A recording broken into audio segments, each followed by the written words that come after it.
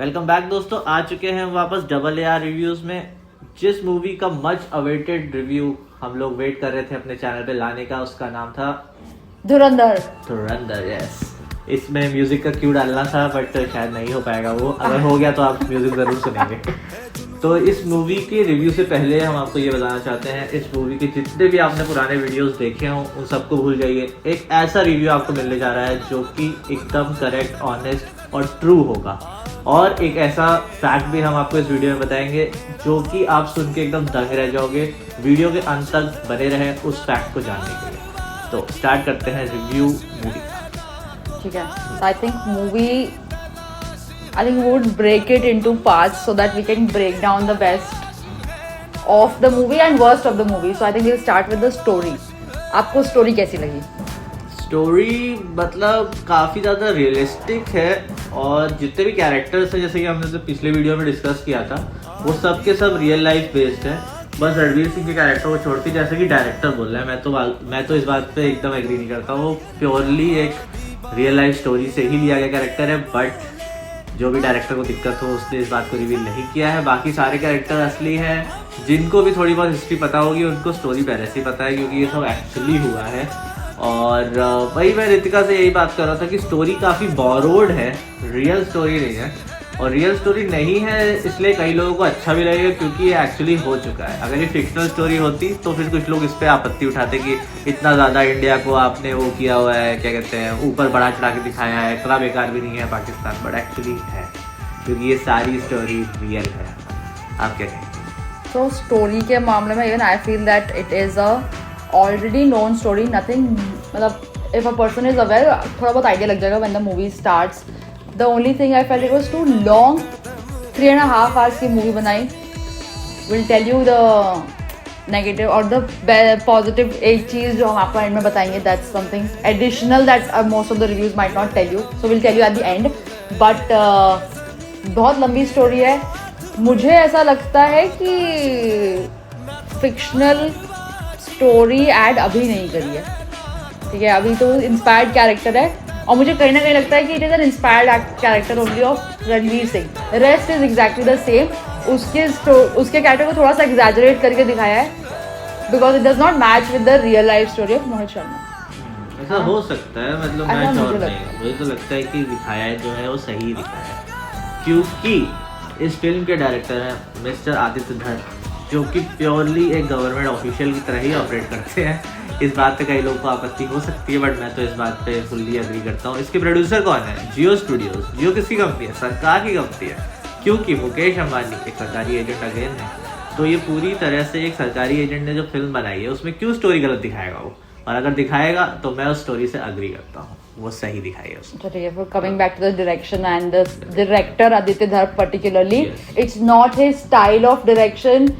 He directs a proper patriotic film, which we have seen, but this one is commercialized patriotic movie, totally Bollywood, but it does have that patriotic touch with which Aditya Dhar always wants people to feel in the movie. So that is Uri or which other film we have seen of अब बारामूला तो is fictional, it's a fictional. Direction उसने सिर्फ 2 ही फिल्मों का किया है, उरी और ये सेकंड फिल्म है धुरंधर। बाकी उसमें प्रोड्यूसर बहुत सारी फिल्मों में है।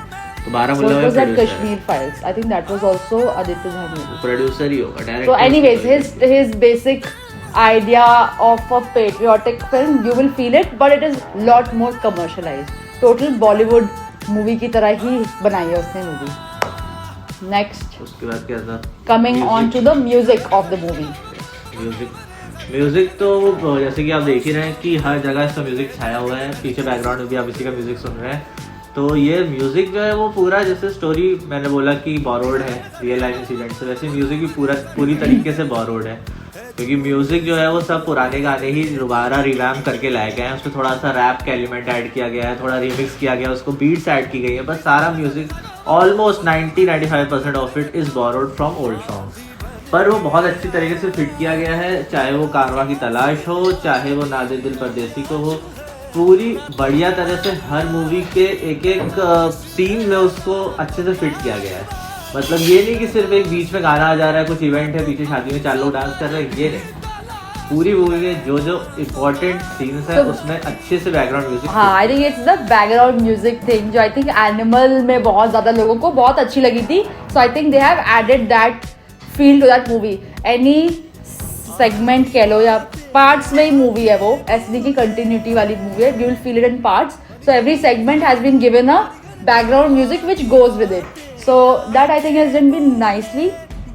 जो दो, एक टाइटल ट्रैक है और दूसरा जो गाना है ना तो कारवां की तलाश में, बहुत अच्छे गाने हैं. Those are fresh songs. The background music is not new songs. Qawwali से इंस्पायर्ड है तो गाना नया ही. और एक्चुअल ऑफिशियल गाने में कवाली के सिर्फ 2 लाइन्स है. So I would not say it's inspired. It's a new song only. But other songs of the movie which goes in the background are definitely all taken, but they just fit in the एक दो गाने और हैं जो उसमें पुराने लिए गए हैं पर वो उतने हिट नहीं हो पाए अभी तक. मेरे ख्याल से 15 दिन 20 दिन जैसे 2 हफ्ते होंगे वो भी हिट हो जाएंगे क्योंकि सारे गाने काफ़ी ज़्यादा अच्छे से थॉट अपॉन है. बाकी उसका कॉम्पोजिशन अलग बात है. जैसे अभी हम अपने वीडियो को लंबा नहीं करना है तो इसलिए हम उसके बारे में बात नहीं करेंगे. थर्ड क्या है? Third is characters. How much depth did you feel in each and every character of the movie? Characters के बारे में हमने एक अलग वीडियो भी बनाया है तो जो भी हमारे चैनल को फॉलो करते हैं उन्हें हर कैरेक्टर की रियल स्टोरी पता होगी. जिनको नहीं पता है उनके लिए 2 लाइनों में मैं ये बोलना चाहूँगा, हर कैरेक्टर काफ़ी तगड़ा है. और But how well do you think each and every actor played that character? हाँ, अक्षय खन्ना ने जिस कैरेक्टर को निभाया है जिसका नाम है रहमान डकैत, वो awesome character So I think this movie is like a comeback for Akshay Khanna only Yes. because I think maximum screen time उसी को मिला. I was like कि finally अक्षय खन्ना को actor, main stream actor बना दिया इस मूवी में. Ranveer Singh was also there but इसको काफी screen time मिला. So I think in depth in the characters that Rahman डकैत का character काफी वेल प्लेड है अक्षय खन्ना. और कैरेक्टर के बारे में इंपॉर्टेंट चीज बोलना चाहूँगा कि मूवी आने से पहले बहुत सारे लोगों का ये कहना था मूवी बहुत अच्छी होने वाली है, एक्टर्स इतने अच्छे हैं, काश इसमें रणवीर सिंह ना होता. But guys major spoiler ahead, जिसने नहीं देखी वो मत सुने मेरी बात. बट सबसे अच्छी एक्टिंग गाइस रणवीर सिंह की. Because Ranveer Singh does very good when he picks up the character. वो basically वो character बन जाता है. So when we were seeing, we were like इसकी आवाज में भी इसने change किया है. It's not his real voice. So he picks up that character very well. Example के लिए I can just tell you that the movie opening scene starts with R. Madhavan in which he is playing Ajit Dobal. But when the opening scene happens, the look is perfect. But as in when he delivers his first dialogue, you are like ये Maddie है. But Ranveer Singh is Mohit, that character Hamza, the guy is playing. So he is not, you will not pick him कि ये इसके जैसा है या वो रणवीर सिंह के जैसा भी नहीं है. He is that character. So he's done again brilliant job picking up his character. सारे कैरेक्टर्स अच्छे थे सिवाय उस लड़की को जो 19 साल की लड़की उसमें ली गई है. But I think different. I think ठीक है, okay. I mean it's okay. हाँ, मतलब उसकी एक्टिंग से कोई इंस्पायर्ड नहीं हूँ और मतलब और सब लोगों ने इतनी अच्छी एक्टिंग की है कि वो हाईली इंस्पायरेबल है. जो भी नए एक्टर हैं वो उसको प्लीज़ देखें, फॉलो करें. बहुत ही इन डेप्थ एक्टिंग की गई है. एक एक लुक पे इतना काम किया गया है कि उनको बोलने की ज़रूरत ही नहीं, उनका चेहरा हमसे बात कर रहा है. बट भाई एक्ट्रेस में शायद कुछ चेंजेस ला सकते थे बट मेरे ख्याल से उसमें दिखाया ही गया था कि एज डिफरेंस बहुत ज़्यादा है तो ज़रूरत थी एक छोटी बच्ची की. हाँ, आई थिंक बहुत सिग्निफिकेंट रोल था तो उसकी एक्टिंग बहुत अच्छी या ना अच्छी में हम रेट नहीं करेंगे. She was in the movie and it did not hurt us. It was just there and it was perfectly fine in that character. Next segment. Overall, how much would you rate the movie? Coming on to the last segment of the movie. Or what would you like to say, like the whole movie? When you watched it, what you जब felt? Rating देते हैं तो rating पहले देंगे और उसके बाद reason बताएंगे. अच्छा ठीक है, तो पहले मैं बताऊँ. ओके, तो मुझे अच्छा वो can we now tell the most awaited part of the. हाँ, पहले रेटिंग देंगे फिर वो बताएंगे. अच्छा ठीक है, तो मेरी रेटिंग उसके ऊपर है ना इसलिए. अच्छा तो ठीक है. मोस्ट अवेटेड पार्ट जो कि मतलब एक तरह से हिडन फैक्ट है, आपको किसी और रिव्यू में शायद ना देखने को मिला हो, वो ये है फर्स्ट कि ये मूवी पूरी नहीं है. जैसे कि हमने अब तक लास्ट रिव्यू स्ट्रेंजर थिंग्स पे किया था, हमने बताया था ना कि वो 2 पार्ट में आया है. वैसी ये मूवी भी सेम है गाइस. ये मूवी पूरी रिलीज ही नहीं हुई है. इसका सेकंड पार्ट कब आने वाला है? In March 2026. And it has already been shot. ऐसा मुझे नहीं लगता कि वो भी बन रही है. It's already been shot. It's just not released. हाँ, वो गैंग्स ऑफ वासेपुर का सीन नहीं है कि ज्यादा लंबी बन गई थी 2 पार्ट में काट के बना दी. 3.5 घंटे भी इनको पूरे नहीं पड़ेंगे गाइस. इनको और हमें 3.5 घंटे दिखानी है. पता नहीं कितनी ही बड़ी स्टोरी है इनके पास, पर जो भी है अगेन सेइंग क्योंकि नेशनल एजेंट ने बनाई है वो सच है। सेकंड पार्ट जो बहुत बड़ा खुलासा है या नहीं है, सेकंड पार्ट यही है कि इसकी मूवी खत्म होते ही आपको भागना है। ये सब कोई भी नहीं करेगा कि मूवी खत्म हुई और सब उठ के चल पड़े। क्यों? क्योंकि जस्ट लाइक मार्वल इसमें एक पोस्ट क्रेडिट सीन भी है। Yes you heard it right, एक पोस्ट क्रेडिट सीन, और वो भी 4 मिनट का। तो अच्छे से बैठ के आपको उसका वेट करना है, उसको देखना है। उसी पोस्ट क्रेडिट सीन के बेसिस पे सेकंड मूवी पूरी तरह से आधारित। ये थे 2 मेजर फैक्ट्स। तो अब इसका रिव्यू कैसे चेंज होता है? मेरा ये मानना है कि I think there is much more that the character he has made in the whole movie, जो कि बहुत लंबा टाइम लिया। ये मैं कहना चाहती हूँ 3.5 movies is a very long 3.5 hours for this movie. Storytelling from Kandahar to 2611 they took too long, ठीक है। But I think towards the end, the stage at which they left building up the character of Ranveer Singh, I think the next movie will be a much bigger in terms of story wise ज़्यादा होगी content, क्योंकि इसमें मुझे वही चीज़ lacking लगी सिर्फ कि first part में स्टोरी बहुत कम थी, बहुत ज़्यादा फाइट सीन्स एडेड थे which I felt were not really necessary. चीज़ों को ज़बरदस्ती थोड़ा सा खींच के दिखाया, इसलिए I think the movie went on for too long. Music मुझे बहुत अच्छा लगा, background music work for me, but too many songs, total Bollywood feel आई मुझे। I was waiting for something कि अब कुछ टर्निंग पॉइंट आएगा मूवी में, तो songs could have been reduced. Dialogues okay, characters very good. Overall, I would rate the movie 7. Hype है, but उतनी expectation के हिसाब से deliver नहीं किया. But I think the next is much bigger, so I would still rate the movie 7.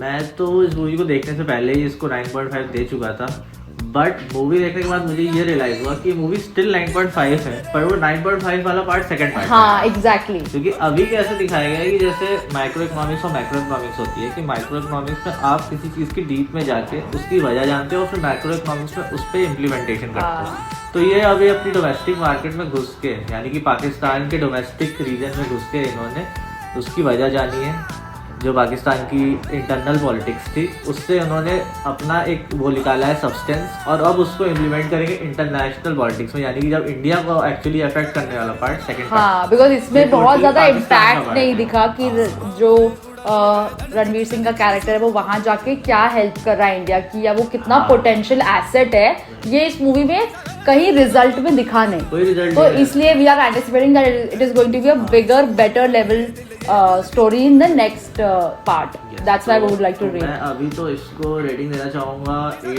8 इसलिए क्योंकि सब कुछ एक्चुअल सच है और मैं बहुत बड़ा बीजेपी सपोर्टर हूँ, इसलिए धुरंधर को तो 8 मिलना ही चाहिए, ठीक है, बाकी कोई रीज़न नहीं है। 2-3 एडवाइसेस मूवी देखने से पहले।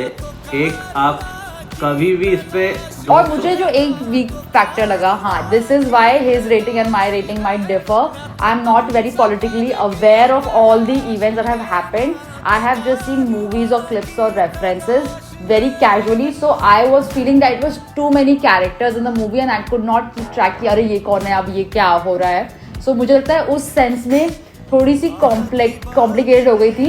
That's why he would like to mention some points that you should know before going watching the. बने रहे, हमारे नेक्स्ट वीडियो का इंतजार करें, चैनल को सब्सक्राइब करें, उसमें हम आपको बताएंगे 10 things you should know before. 10 facts. Not things, because 10 वो facts. actually, अच्छा हाँ ठीक है, वो actual 10 facts जो कि आपको देख के जाना है मूवी देखने से पहले. अगर आप जनरल नॉलेज या करंट अफेयर्स को बहुत maybe you will be relate and be involved more in the movie rather than the characters at that point. Video and करते वक्त 3 चीजें जो हम आपको एडवाइस करेंगे. फर्स्ट, मूवी में 300 रुपये से ज़्यादा खर्च नहीं करने हैं. अरे सेकेंड, हाइप वाले टाइम में नहीं जाना है. शाम के वक्त आपको मूवी नहीं जानी, क्योंकि फिर आप रात को वापस घर आएंगे, जो कि बहुत ज़्यादा ट्रैफिक में आपको फंसा सकता है. आपको अर्ली मॉर्निंग शो देखना है, सस्ता शो देखना है, और अगर बहुत ज़्यादा दिक्कत हो रही है तो आप अगले हफ्ते भी देख सकते हैं.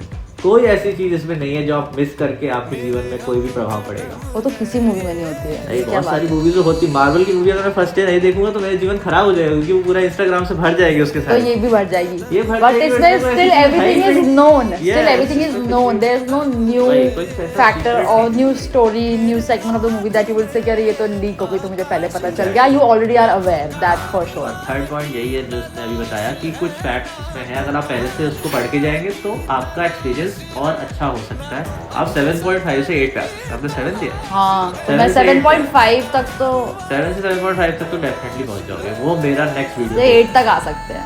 8 तक। चलो ठीक है, okay okay guys, thanks for watching. Thanks for watching, bye bye.